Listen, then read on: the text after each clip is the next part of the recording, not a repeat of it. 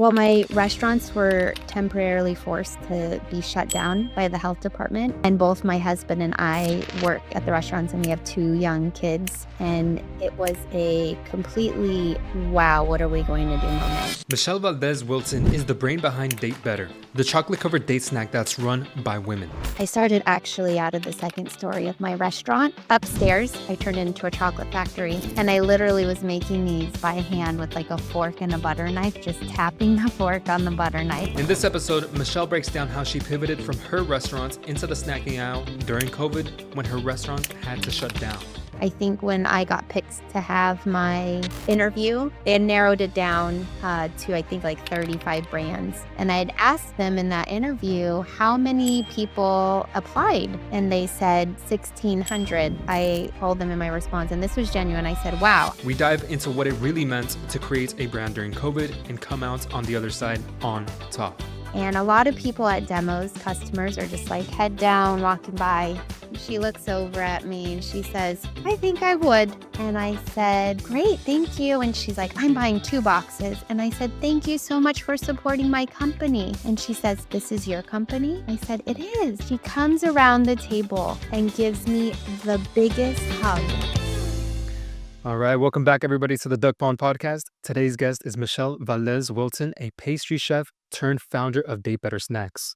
When her restaurant shut down during COVID, she didn't wait for change, she took action, creating a treat that's rich enough for dessert, clean enough for wellness, and bold enough to land on shelves across the country.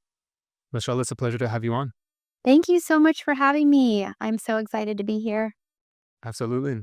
So before we jump into the Date Better story, I really want to dive into what your life was like as a pastry chef before your pivot into CPG. Yeah, thanks. So I worked at fine dining restaurants as a pastry chef, and it was a great opportunity to explore the kitchens, banging out hundreds of meals a night, really taking their time and making everything gorgeous. Um, from there, I became a private chef, and then I decided to open my own restaurants. And we opened 3 restaurants in Eagle Rock in the LA area. Incredible. What was the typical day like as a private chef? So I would go shopping, and it was really fun because I would have the client's credit card, and it was like budget did not matter. So that was really fun. It gave me a lot of experience as a chef overall because every single day you had to cook something different. It's not like a restaurant where you have like the same menu, right? And you get really good at practicing that. No, every day was a completely different meal. So it gave me a chance to really be creative in the kitchen and try new things. And I think that's what led me here where I am today. I understand. So you got a major sense of being a chef and, dealing with produce and dealing with various ingredients on a daily basis. Is that what led you to creating your brand? It did. Well, I was a pastry chef. I went to school to do desserts because I love sugar. But I realized that sugar doesn't love me as much as I love it. We're not as good as friends as I thought. So I started making these at home because I wanted like a rich, indulgent dessert that didn't make me feel terrible. And dates are low glycemic, so they don't give you a sugar crash. So I just started making these at home, like in my kitchen for myself and my family. Yeah. I love it. And while doing my research for this episode, I did see that you guys started this during COVID. What was that transition like? I know it must have been difficult, pivoting in such a difficult time. It was really difficult, and also, I think there was a lot of fear going on, right? There was, like, so many unknowns, people were really scared, and when I started doing this, I started actually out of the second story of my restaurant. Upstairs, I turned it into a chocolate factory, and I literally was making these by hand with, like, a fork and a butter knife, just tapping the fork on the butter knife. And when we came to start doing the packaging, I wanted to do something fun and to, like, just lighten people's mood. At the time, it was so, right, like, doom and gloom, and I'm like, "Let's give them a little giggle." Like, I wanted someone to pick up the box and see, like, no swiping, just snacking, and ditch those one-night snacks. These dates won't ghost you, and, it worked. it brought smiles to people's faces when there was uncertainty and happening all over the world. No, yeah, absolutely. These sweets, they really do bring a sparkle of joy into people's lives. Was there a particular moment that made you kind of jump into this? Well, my restaurants were temporarily forced to be shut down by the health department, and both my husband and I work at the restaurants, and we have 2 young kids, and it was a completely, "Wow, what are we going to do?" moment. So I looked over at the counter, I saw these sitting there, and I thought, "Why don't we package these?" We had been talking about packaging something from our menu at the restaurant, and we never gotten around to it, and then when the pandemic hit, I thought, "Okay, now's the time. Let's try these. There's nothing like it on the market. We'll start a new category." And I had a goal of reaching out to 50 new stores every day. I set that up on myself, and went out and emailed, called, anything I could to get a hold of store managers, and got a lot of great response. People wanted to try them, so I sent them out, and I was getting reorder after reorder, and then other stores that I hadn't reached out to started calling and emailing, "Hey, we saw this product. Can we carry them?" I love it. Starting something like that during such a difficult time, it must have been incredibly terrifying. What were some of the most difficult challenges that you guys faced during that time? Think supply chain was really tricky, finding enough ingredients and forecasting because we were a new company. We didn't know how much we couldn't look back on last year's sales to determine how much to buy. So there was a lot of running around and, oh gosh, we're out of chocolate. Oh my gosh, we need peanut butter. Um, so I think that was definitely a learning curve. And because it was the pandemic, there were shortages. That was a really tricky time that I didn't know we would get through, but we did.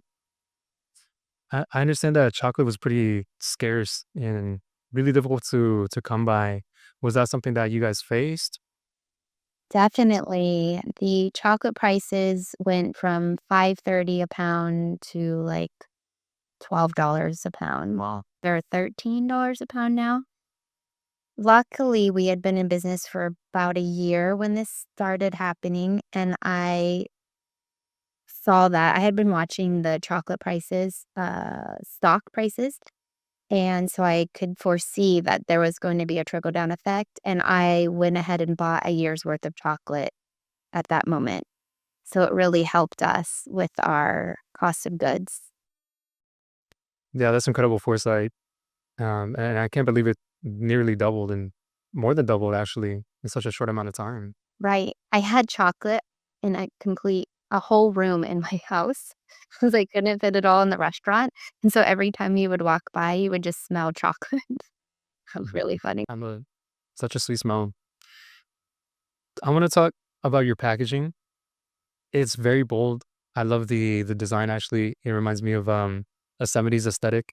Um, Even though I wasn't born during that time. It's very nostalgic. How did you guys come up with the design and what's your ethos around it? We worked really closely with the designer here in Los Angeles, Juliana Bach, and she did such a fantastic job. Gave her a mood board and had a lot of brainstorming sessions with her, went back and forth, and it we wanted something to stand out from the shelf, right? There's a lot of bags, pouches in the supermarkets now, so we wanted something that felt a little higher up than that.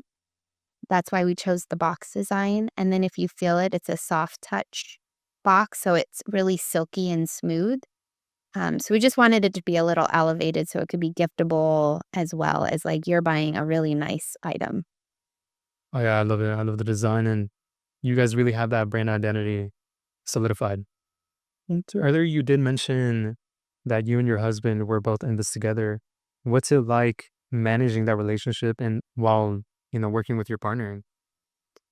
So we don't work that much together on the chocolates, we do on the restaurants. So he still runs the restaurants while I manage, Date Better.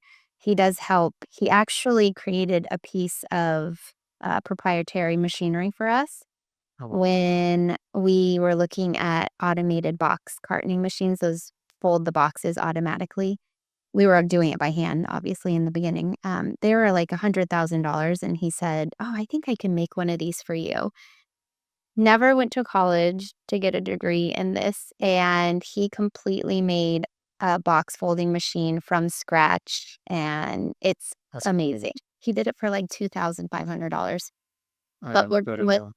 Yeah, much better deal.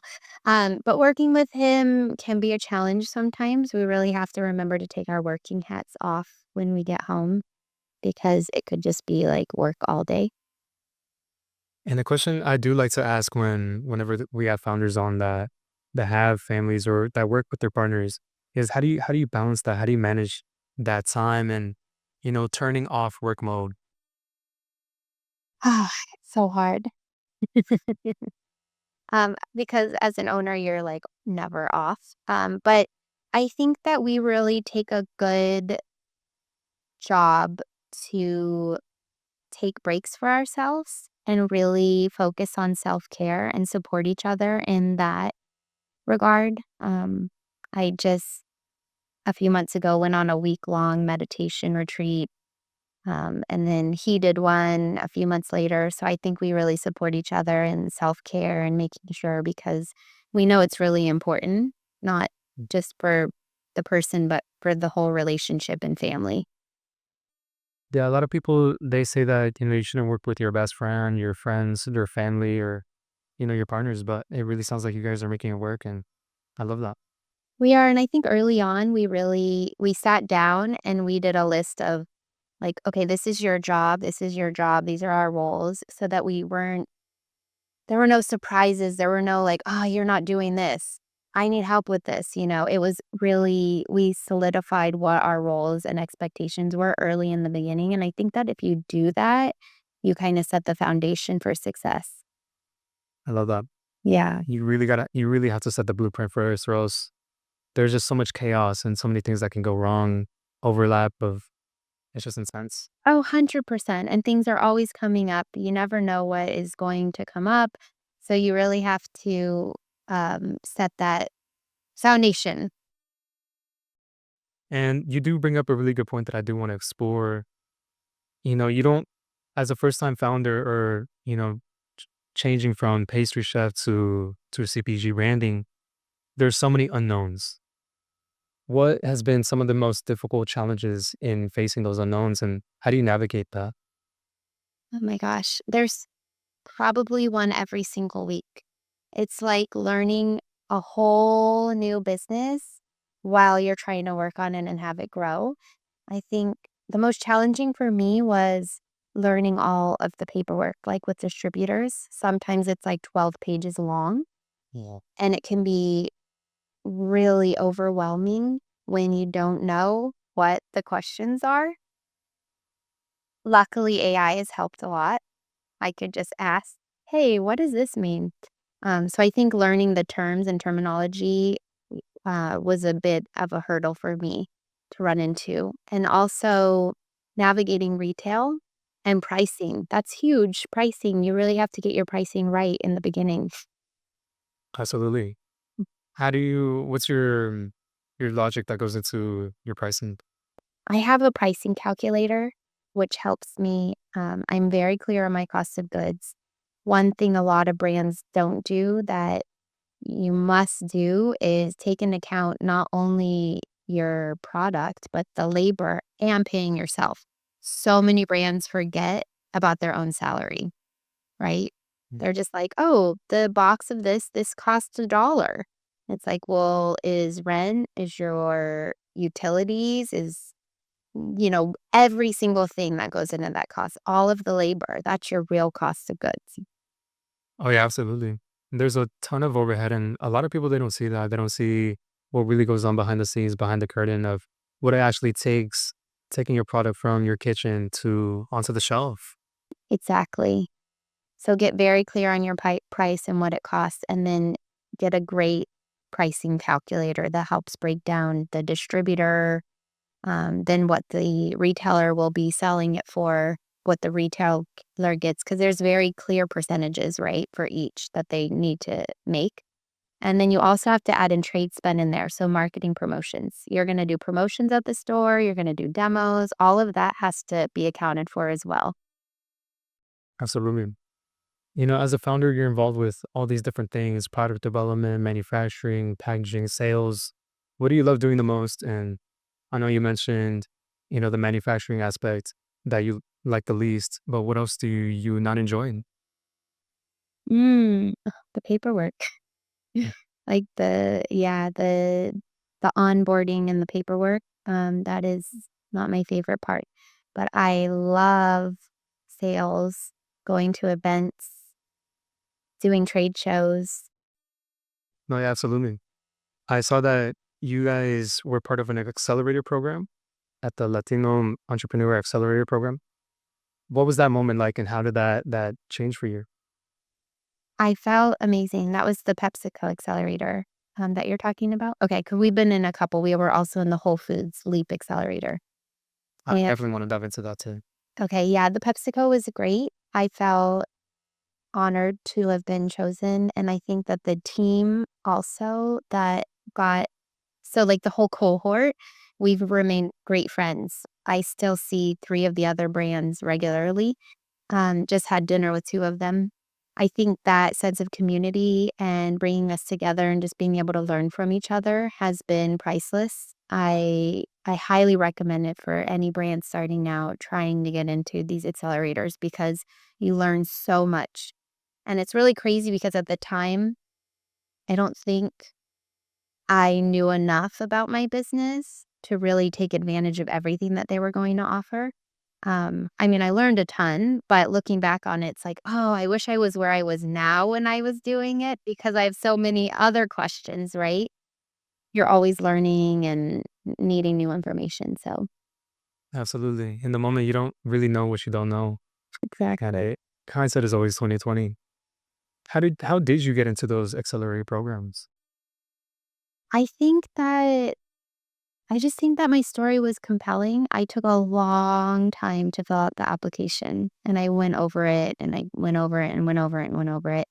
That was for the PepsiCo. And I really was very thoughtful in trying to share my story as best as I could. Um, and then for the Leap Hole Accelerator, do you want to know that one as well? Absolutely. Okay. Um, I had met the Whole Foods team a couple times at Expo. I actually won the Naturally LA Pitch Slam and was invited to pitch for the Expo East. Congrats. Thank you. And that was really humbling. I was on stage in front of about 400 people pitching my brand, and one of the judges was the vice president of Whole Foods Market. Go on. So I got to meet her at Expo East. And then the next following year, I had met um, some of the foragers and team at Expo West. And it was just really building those relationships and keeping to show up in front of them like, hey, me again, still here. Hi. And when the following expo came up, I asked for a card from one of the Whole Foods team members.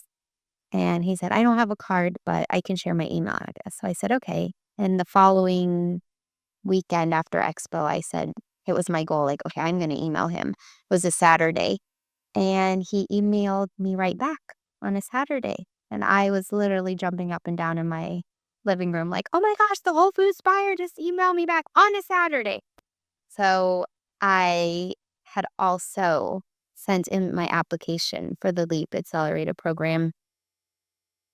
I had sent him samples. That was like the first email communication. And when I followed up to say, did you receive the samples? I just wanted to check in. How were they received? He said, I did receive the samples and I saw your application come through. Excited to push that through. So I think just, really fostering those relationships and networking is important and just being authentic. I think when I got picked to have my um, interview, they narrowed it down to I think like 35 brands.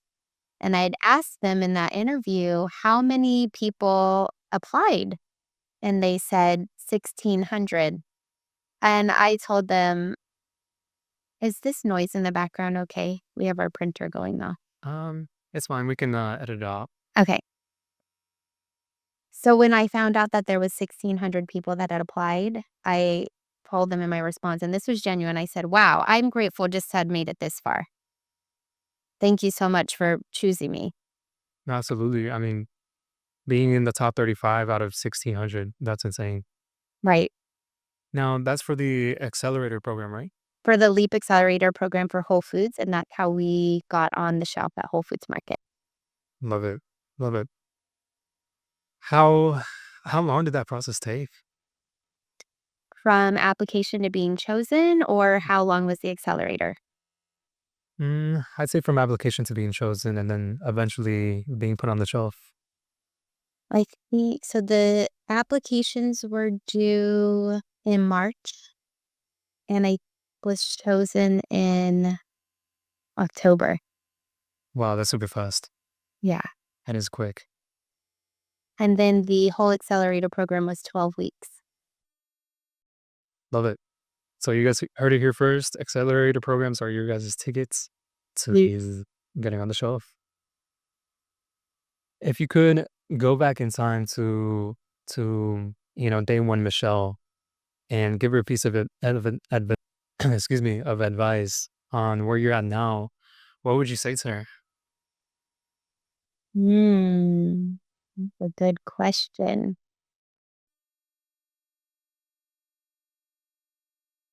I think I would say speak to more founders in the category, like more CPG founders, and just ask them, like, what were their starting days like? What were their pain points? Kind of like what you're asking me, but I think I would try to book one-on-one meetings a little bit more. And then really ask that when I did go to Naturally LA events or startup CPG events, because I think there's so much that, like I had said in that first accelerator, I wish I had known before I went in there. I feel like I would have been able to take more advantage of it. You just don't know. So I think talking to more founders would be my piece of advice. Love it. And I have found that speaking to founders, they're some of the most helpful and they genuinely cheer you on. It's such a lovely community. Right. I do want to dive into Date Better and want to pick your brain on what you think about community and how you explore that. Yeah. I think that, well, especially for Date Better, the community around Date Better is just really fun, really excited. Excited to have a healthy, better for you treat, but also excited for the branding and the packaging because it's fun. It does make people laugh. It's not a serious brand, right? We're here to have fun and just kind of make light of situations. And I think we just started hiring brand ambassadors because we need help with getting the word out there for Whole Foods. And that's been a really fun experience because it feels like our community is growing and growing, and people are genuinely excited to showcase State Better and see people's reactions when they taste it. Absolutely. And what has been one of those, your favorite reaction that you've seen from someone trying Date Better? I'll tell you my favorite story. I was demoing at PCH Whole Foods, which is by the beach in Los Angeles, and this lady was walking by, she had a mask on, and a lot of people at demos, customers are just, like, head down, walking by, and it's our job to get them to come over and try. So she's walking by, and I had said to her, "Hi, would you like to come over and try a nut butter stuffed date? It's dipped in chocolate." And she looks over at me and she says, "I think I would." So she comes over and tries it and says, "Wow, that is so good." And I said, "Great, thank you." And she's like, "I'm buying 2 boxes." And I said, "Thank you so much for supporting my company." And she says, "This is your company?" I said, "It is." She comes around the table and gives me the biggest hug. It was like the best, warmest, like mama bear hug. Just like so loving. And she says to me, I'm going to pray to God that you're going to meet someone here at this demo that's just going to help propel your business, rocket it to the moon. And I said, oh, thank you. I know that you will. And it literally brought tears to my eyes. It was so sweet. And I said, what is your name? And she said, Faith. And I just had a perma smile on my face the rest of the day. It just really was so sweet and loving and such a great interaction. No, absolutely. That is a very beautiful story. And in a way, it came true. I feel like just hearing from your story and or that story and, Faith became that person that propelled your brand forward. Right. And I think it's very beautiful that her name is Faith as well. I know. I looked at her and I said, of course it is. Of course it is. So beautiful. Projecting out, I'd say 3 to 5 years, where do you see Date Better? Great question. I see it national at Whole Foods. Right now, we are in 2 regions only, California. And so I see it national. I also see a bigger Amazon and D2C type presence. Definitely Amazon, so we just launched on there, and our focus right now is Whole Foods and really supporting that and hopefully taking that national, and then as well as Amazon. I've heard from a lot of brands that that's a great revenue maker for them, and one great piece of advice that I heard from the owner of Brazzi Bites, she said to me, "You wanna be where your customers are, and that's everywhere." And she highly recommended getting on Amazon, so we did that recently. So I think that's our area of focus, and I would say within 3 years, definitely a bigger box, hopefully, like Costco and I love it. Yeah, I can't wait to go on Amazon and get a box from you guys. Well, Michelle, this has been a lovely conversation. Before we wrap up, where can people find you? they can find us at Whole Foods in California, Fresh Time. We also are in 26, almost 2,800 now stores. And so we have a store locator on our website that you can look at.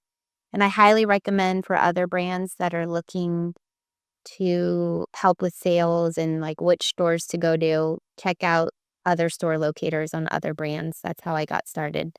Like, where should we pitch to? That's So very clever. use us Yeah, as a resource. absolutely. Well, thank you, Michelle. Thank you so much. Thank you for having me. Mhm.